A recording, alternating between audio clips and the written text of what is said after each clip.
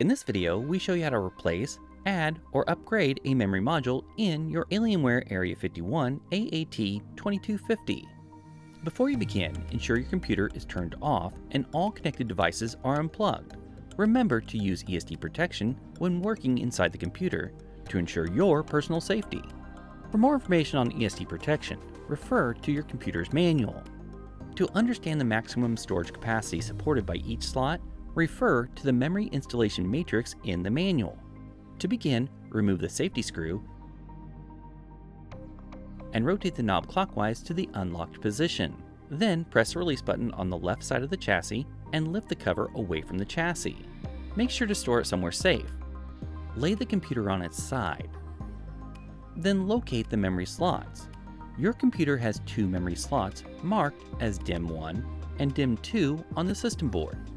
Push the securing clips away from the memory module, then lift it out from the computer. To install the memory module, insert it by aligning the notch with the tab on the slot.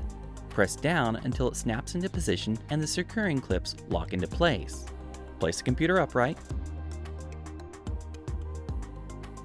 Align the tabs on the cover with the slots on the chassis, then tilt the cover towards the computer until it clicks into place.